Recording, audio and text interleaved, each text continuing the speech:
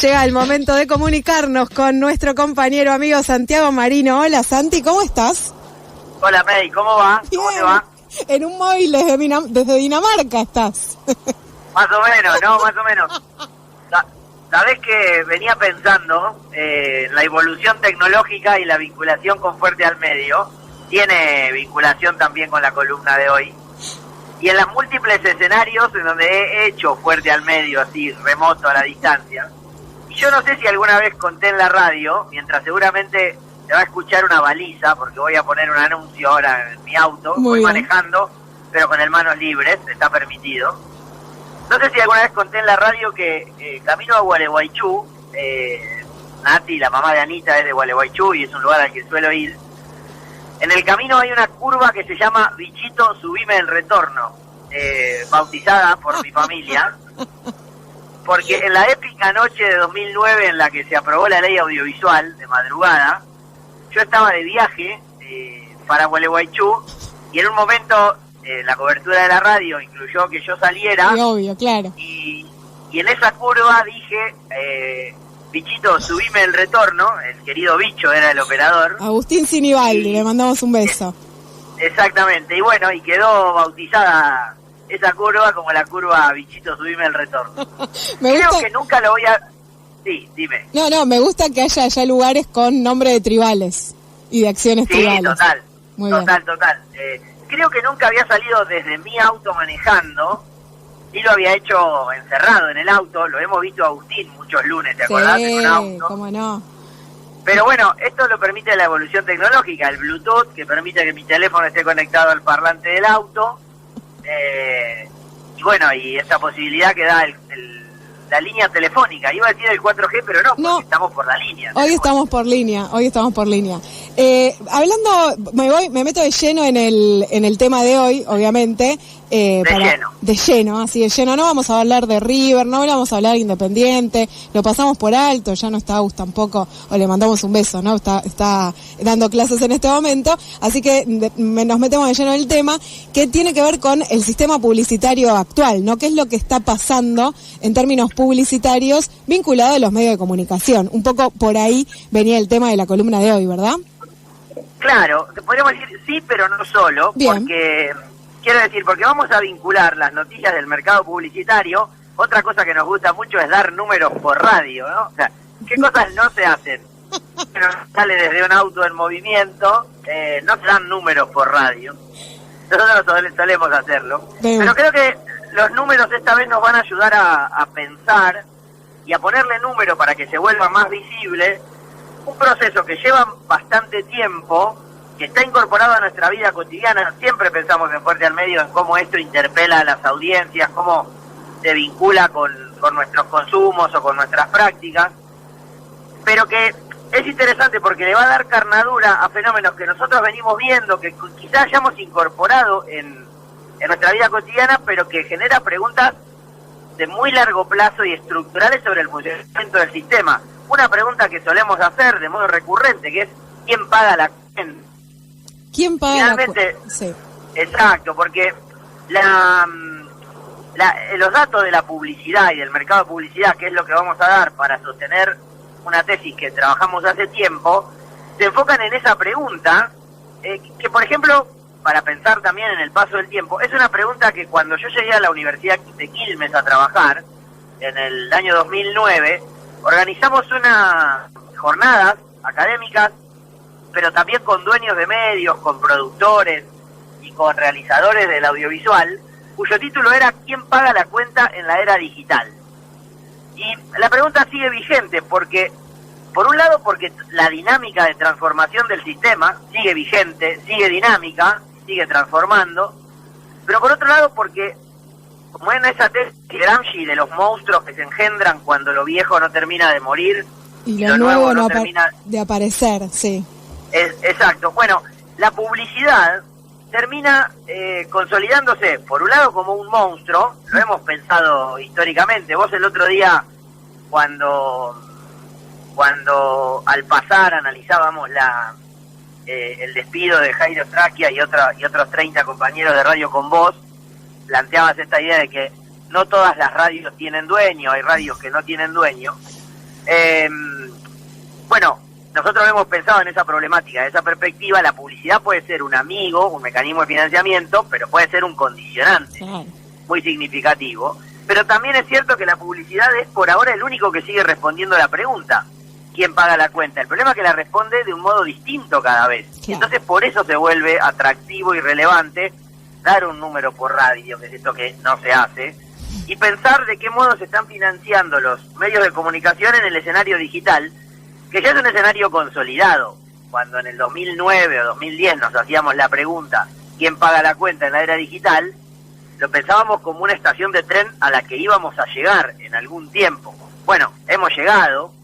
Ese tren fue un tren de alta velocidad en algún momento.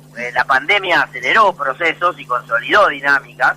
Y entonces ya pasamos 3 pueblos. No es que nos pasamos 3 pueblos, nos pasamos 3 estaciones, si querés.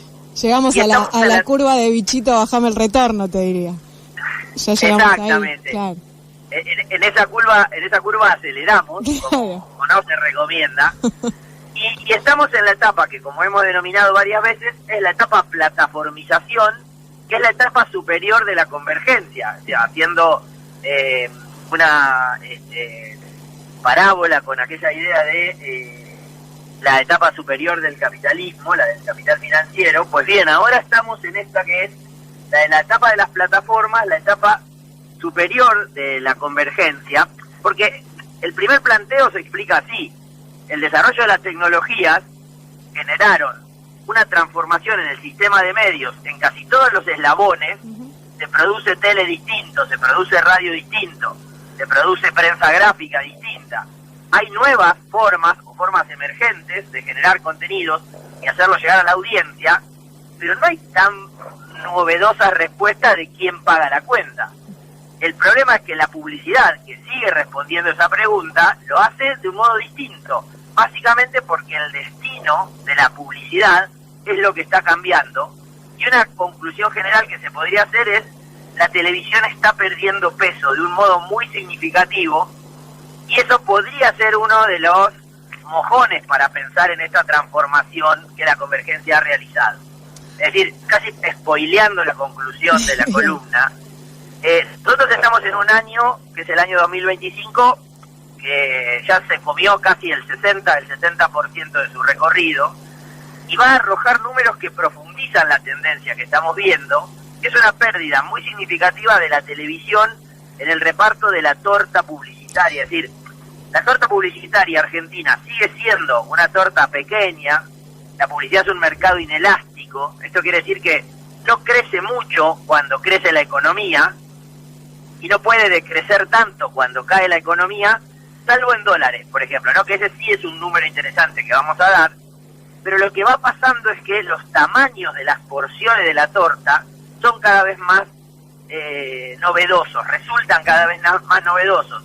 Y una torta que se explicaba casi en la mitad hace algunos años por la televisión, hoy explica, si te comes lo de la televisión te quedás con hambre casi, porque ya no explica poco más de un cuarto, digamos, ¿no? Entonces ahí pasa el spoiler de esta transformación.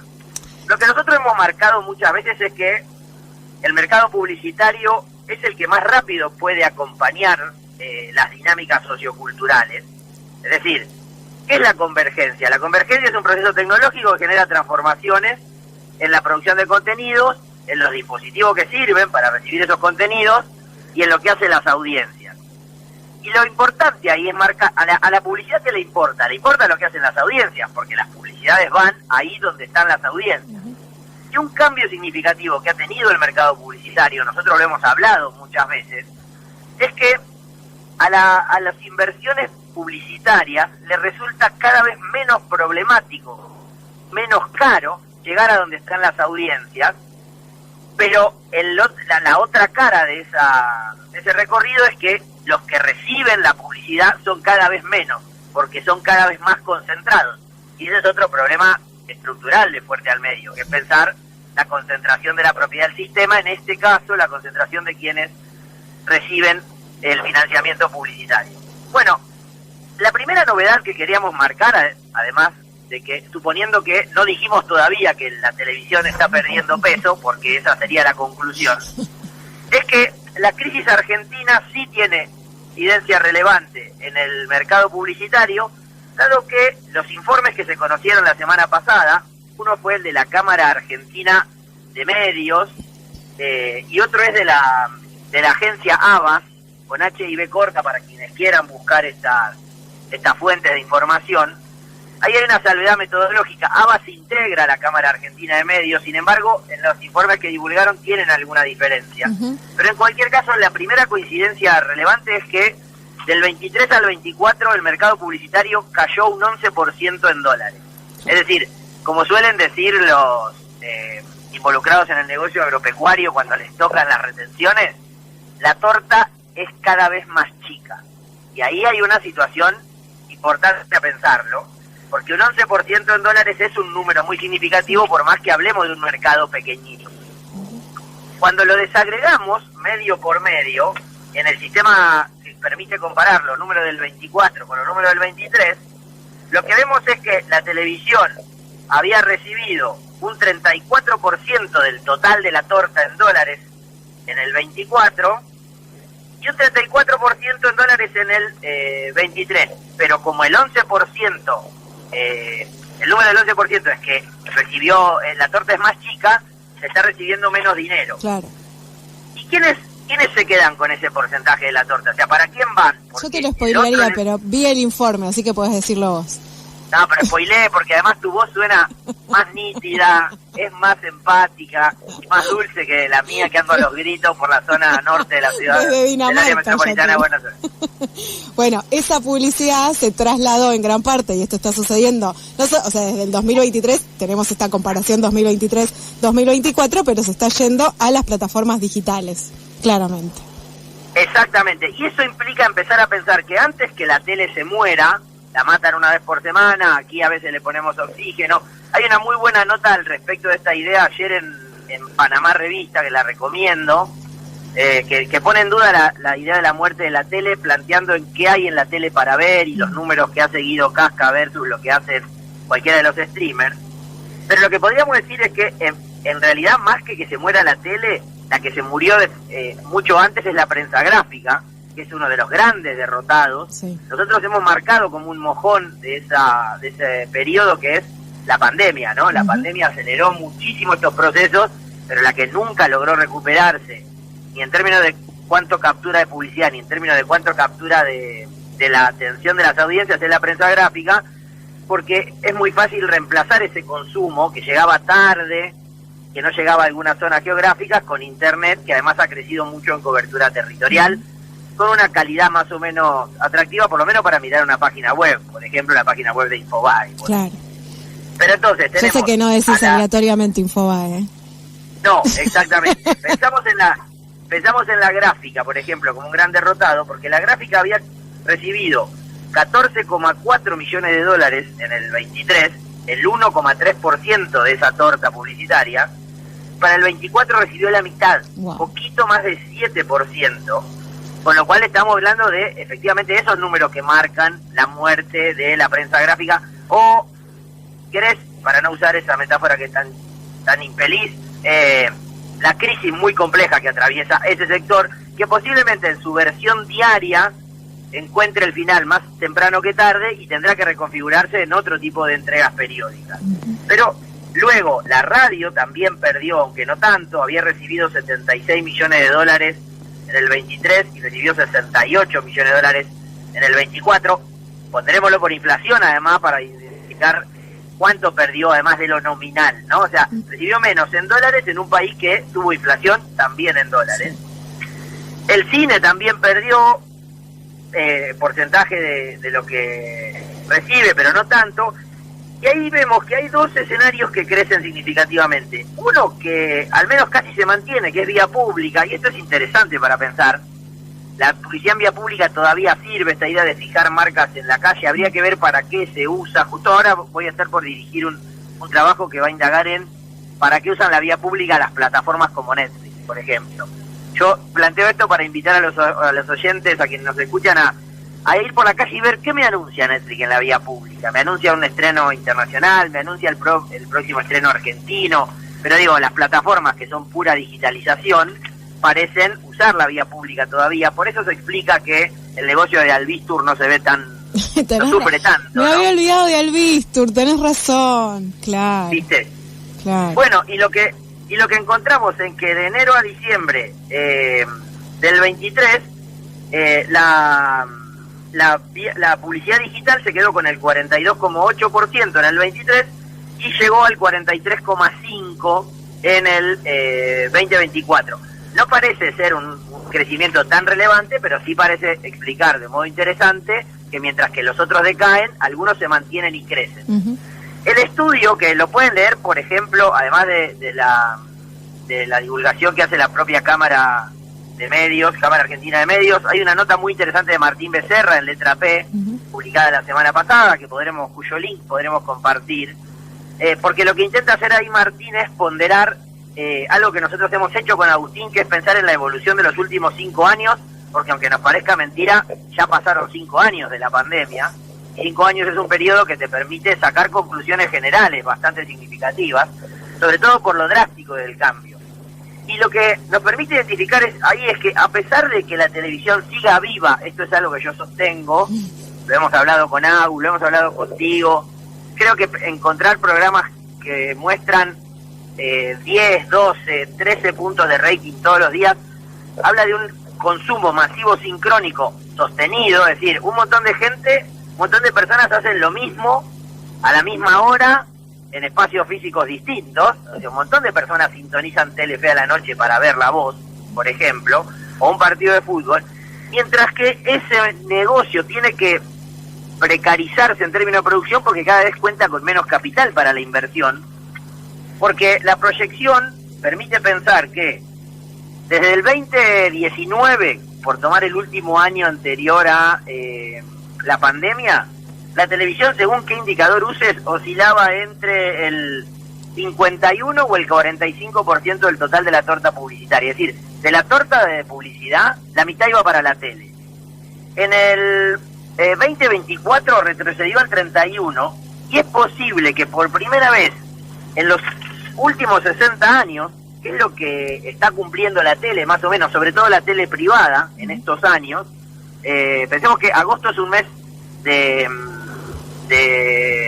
como se dice, de aniversarios atractivos. El Grupo Clarín está de cumpleaños, cumple 80 años el diario y 100 años la radio en agosto. 100 años Radio Mitre, que fue fundada por el fundador en honor al fundador del diario La Nación, pero que desde mediados de la década del 80 es del Grupo Clarín. Y esos dos números redondos, 100 años de Radio Mitre y 80 de La Nación, se podrían combinar con los 60 que cumplió Canal 13 hace algún tiempo, en el año 22 o 23, si mal no recuerdo. En cualquier caso, la televisión privada tiene 60 años. Mira qué interesante pensarlo, ¿no? Se me ocurre ahora, mirando el semáforo que me tiene detenido, podría estar en la edad de la jubilación, la televisión, que no es la edad de la muerte, como quieren algunos, no, pero es un momento en el que por lo menos ganás muchísimo menos de lo que ganabas antes. Aún en países donde la jubilación no sean tan pobres y precarias como las que son acá en Argentina, la edad de oro de la tele ya pasó, la televisión está en la edad de la jubilación, y las proyecciones sostienen que posiblemente este año que transcurrimos, por primera vez en la historia la tele se quede con menos del 30% del total de la torta publicitaria.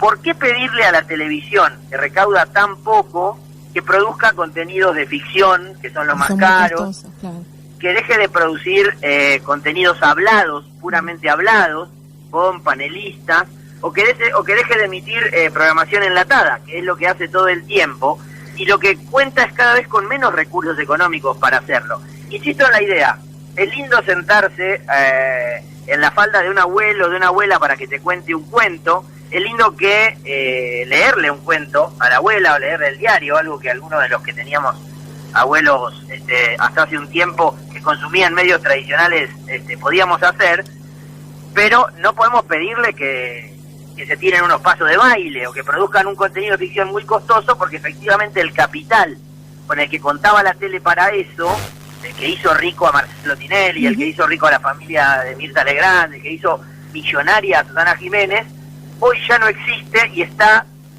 alcanzándole poco más que para los remedios y para comer. Si la televisión está en edad jubilatoria, y lo vemos, por ejemplo, en el último informe de la Cámara Argentina de Anunciantes. Sí, incluso pensaba también que hay un envejecimiento de las audiencias también, ¿no? Esto que se trabaja mucho en radio, ¿no? Cómo envejecieron las audiencias de radio. Bueno, algo parecido quizás también se puede plantear en las audiencias de televisión.